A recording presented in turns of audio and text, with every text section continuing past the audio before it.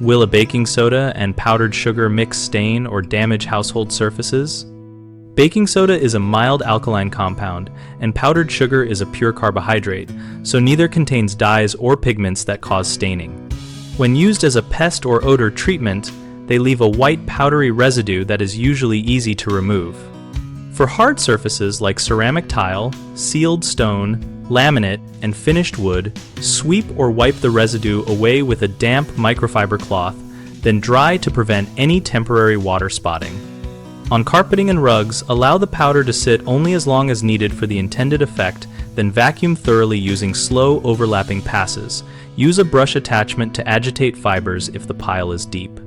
For sensitive natural wood or unsealed stone, test a small inconspicuous area first, because extended moisture plus abrasive action can dull delicate finishes. If the finish is at risk, remove with a gently dampened cloth followed by immediate drying. Avoid vigorous scrubbing that could mechanically abrade finishes. Instead, lift residue by blotting or gentle agitation with a soft brush. If any sticky sugar residue remains on porous surfaces, dissolve it with a small amount of warm water and blot repeatedly until it is gone, then dry promptly to prevent attracting insects or causing tackiness.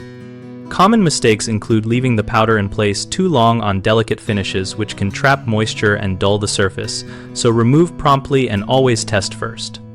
Another frequent issue is inadequate vacuuming on carpets, which leaves particles that can attract dirt, so perform multiple passes and use attachments to reach edges and fibers.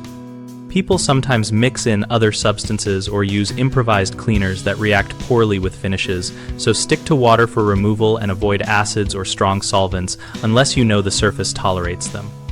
BigHomeProjects.com helps homeowners find trusted local contractors and browse project ideas related to cleaning and surface care, and we connect contractors with local work opportunities.